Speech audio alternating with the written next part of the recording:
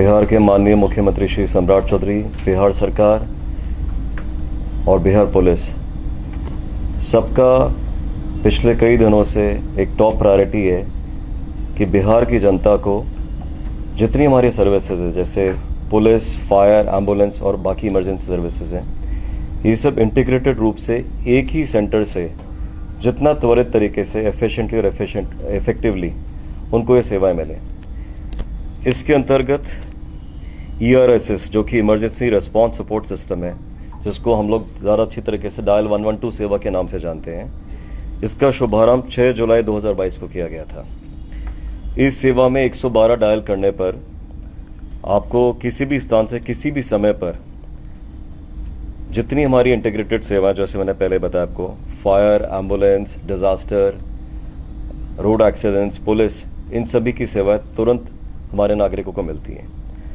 अभी हाल ही में हमारी जो सेवाएं डायल 112 ये SMS के माध्यम से, डायरेक्टली मोबाइल के माध्यम से, SOS यानी कि जो हमारा इमरजेंसी होता है कॉल मोबाइल फ़ोन्स के अंदर, ERSS का जो वेब पोर्टल है br.erss.in, इनके माध्यम से राज्य के किसी भी स्थान से किसी भी समय पर ये सेवाएं प्राप्त की जा सकती हैं। अभी जो हमारी उपलब्धियां हैं उसमें ERSS में वर्तमान में 1833 ERVs हैं, जिसमें 1283 फोर व्हीलर्स हैं और 550 टू व्हीलर्स हैं।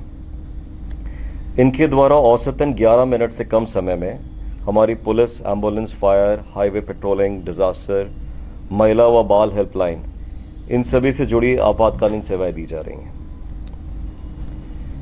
इसके अलावा जो हमारा डायल 112 सेंटर है, जो पटना में आपने देखा कमांड एंड कंट्रोल सेंटर, इसमें सारी जो बिहार की महिलाएं हैं, महिला पुलिसकर्मी जो पूर्ण रूप से प्रशिक्षित हैं, वो इसको मैन कर रही हैं। ये महिला सशक्तिकरण का बहुत बेहतरीन उदाहरण है। औसतन 6500 से अधिक नागरिकों को हम रोज़ आपातकालीन सेवाएं प्रदान कर रहे हैं। अब तक राज्य में डायल 112 के माध्यम से 55 लाख से अधिक नागरिकों को इसकी आपातकालीन सुविधाएं प्रदान की जा चुकी हैं। जहाँ तक एक और अधिक से अधिक नागरिकों को आपातकालीन सेवा उपलब्ध कराई जा रही हैं, वहीं साथ साथ हम लोग चाह रहे हैं कि इसका रिस्पांस टाइम जितना कम हो सके करें, और पिछले वर्ष की तुलना में 15% से अधिक की हमारी जो एफिशिएंसी है वो बढ़ी है। अब तक डायल 112 पर होने वाली शिकायतों का विवरण मैं आपको बता रहा हूँ। घरेलू हिंसा, महिला अपराध व बच्चों से जुड़े करीब 4,69,347 से अधिक मामलों में त्वरित सहायता दी गई है। स्थानीय विवाद, मारपीट व हिंसात्मक झड़प में 29,97,411 से अधिक मामलों में सहायता उपलब्ध कराई गई है। सड़क दुर्घटना के 2,39,000 से अधिक मामलों में घायलों को तत्काल मदद पहुंचाकर जान बचाई गई है। आग लगी के 1,30,394 केसेस में तुरंत फायर ब्रिगेड घटनास्थल पर पहुंची है और वहां पहुंचकर उन्होंने जान माल की सुरक्षा भी की है। इसी प्रकार करीब 17,73,000 अन्य मामले हैं जिसमें सहायता पहुंचाई गई है। SCRB से प्राप्त आंकड़ों के अवलोकन से स्पष्ट है कि हत्या में लगभग 22%, लूट में 38% तथा महिलाओं के विरुद्ध अपराध में लगभग 21% वर्ष 2024 की तुलना में 2025 में कमी आई है, विच इज़ रिमार्केबल। 20% प्लस का सब में रिडक्शन होना बहुत बड़ी बात है, बिहार पुलिस के लिए बहुत बड़ा अचीवमेंट है ये। साथ ही आपको मालूम होगा कि माननीय मुख्यमंत्री के निर्देश पर महिलाओं के लिए सुरक्षित सफ़र सुविधा प्रारंभ की गई है, जिसमें राज्य के महिलाओं को सशक्त और सुरक्षित वातावरण प्रदान करते हुए उनको अपनी यात्रा करने का हम लोग पूरा सहयोग करते हैं। इसका उद्देश्य है कि जो महिलाएं रात को या कहीं पे भी अकेली सफ़र करती है, उनको किसी भी प्रकार की कोई उनको आशंका होती है तो 112 पे वो डायल करेंगी, और जो हमारी महिला पुलिसकर्मी हैं वो पूरी यात्रा के दौरान उन महिलाओं से टच में रहेगी और इंश्योर करेंगी कि वो महिलाएं सही सलामत अपने घर पहुँचें। साथ ही हम लोग जितने हमारे नागरिक हैं जो इस तरह की उनको शिकायतें आती है 112 के माध्यम से जो शिकायतें देते हैं, उनका भी हम लोग लगातार फीडबैक ले रहे हैं। आने वाले दिनों में हम लोग बिहार को ERSS और 112 की सेवाएं देने में देश के सबसे अग्रणी राज्यों में ले जाने का भरसक प्रयास कर रहे हैं और इसमें हमारी जो कार्य योजना है उसमें वृद्ध हैं, असहाय व्यक्ति हैं, मानसिक रूप से अस्वस्थ व्यक्ति हैं, उनको जितनी सहायता उपलब्ध करा सकते हम कराएंगे। इसी प्रकार next generation emergency response system का क्रियान्वयन किया जाना है। इसमें हमारे रिस्पॉन्स टाइम में काफ़ी सुधार होगा। इसके अलावा भी जो इमरजेंसी सर्विसेज हैं उनको भी हम इसमें इंटीग्रेट करेंगे। सभी इवेंट्स का रियल टाइम मोड में मॉनिटरिंग करेंगे।